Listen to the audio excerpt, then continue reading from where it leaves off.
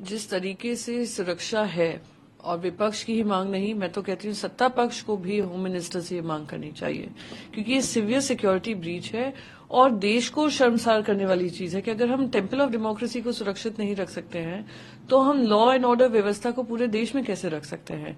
आप ये देखिए 3 लेवल ऑफ सिक्योरिटी है।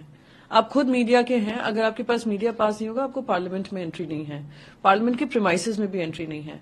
आपकी गाड़ियां रोक दी जाती हैं इंडिया गेट के सामने ही अगर आपके पास वैलिड पास नहीं है। मेरा सवाल ये है कि 3 सिक्योरिटी रिंग्स पास करने के बावजूद, एक्सरे मशीन्स पास करने के बावजूद भी ये इंसिडेंट सामने आता है। It reveals lapse of security measures, और ये इसकी जिम्मेदारी केंद्र सरकार की है, उनको ये जनता को जवाब देना चाहिए। और न्यू पार्लियामेंट डिजाइन आप देखिए, एक ही गेट से सभी की एंट्री है, विजिटर्स की, मीडिया की, एमपीज की, सभी की।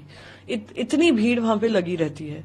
विजिटर्स गैलरी सिर्फ 10-12 फीट का डिफरेंस है from the last rose of the parliament and the chamber and the visitors gallery. पहले 25 फीट होती थी। मैंने ये चिट्ठी लिखी थी स्पेशल सेशन में कि इतनी तादाद में लोग आते हैं कि कुछ भी मूवमेंट भी हो रहा होता है, अगर ज्यादा लार्ज मूवमेंट होता है तो आवाज आती है, वो अगर जोर से बात कर रहे होते हैं तो डिस्टर्बेंस होता है, और खास करके नारेबाजी हुई थी वहां पर राज्यसभा में। मैंने ये भी कहा था कि इस पे आप कार्रवाई करिए, पर कोई जवाब मुझे मिला नहीं। मैम, आप लोग ये भी डिमांड कर रहे हैं कि अमित शाह दोनों सदन में आके बताए कि कैसे हुई सुरक्षा में होनी चाहिए। आई थिंक ये मांग सिर्फ विपक्ष की नहीं होनी चाहिए, ये देश की होनी चाहिए, ये सत्ता पक्ष की होनी चाहिए कि होम मिनिस्टर आकर क्लैरिफिकेशन दें कि कहां चूक हुई है, किससे चूक हुई है, क्यों हुई है, कैसे हुई है। क्योंकि ये देश की सुरक्षा का मामला है। मेंबर्स ऑफ पार्लियामेंट जो आते हैं हर कोने, देश के हर कोने से, उनकी सुरक्षा का मामला है। और जब हमने 22 साल पहले ये घटना देखी है, हमने क्या सीखी। वो तो बाहर से इतना गोलीबारी कर गए, ये तो अंदर घुसकर आज उनके हाथ में कुछ ऐसे वेपन्स होते तो can you imagine the safety of the members of parliament. तो ये सारे क्वेश्चंस हैं जो आई थिंक अपनी जवाबदेही समझते हुए अमित शाह जी को खुद वॉलंटियरली आकर जवाब देना चाहिए।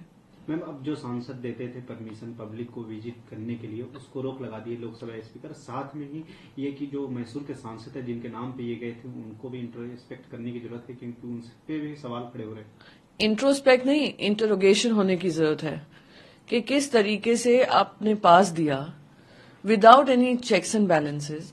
ये किस तरीके से जो विजिटर्स थे पार्लियामेंट में आए, कहां सिक्योरिटी में चूक हुई। मेंबर ऑफ पार्लियामेंट से सिर्फ इंट्रोस्पेक्शन की नहीं, इंटरोगेशन की जरूरत है कि किस आधार पे इनको पासेस दिए गए। तो सवाल ये उठता है कि अगर अकाउंटेबिलिटी एमपीज की तय होती है, जैसे अभी कुछ दिन पहले एक मेंबर ऑफ पार्लियामेंट की हुई नेशनल सिक्योरिटी को ही लेकर, क्या ये ब्रीच ऑफ नेशनल सिक्योरिटी नहीं है? क्या इस मेंबर ऑफ पार्लियामेंट से अकाउंटेबिलिटी नहीं लेनी चाहिए? और मैं फिर से दोहराऊंगी, it is not a matter of politics. ये हम कोई राजनीति का विषय नहीं है, ये विषय सिक्योरिटी का है और जो सिक्योरिटी लैप्सेस हैं उसको लेकर।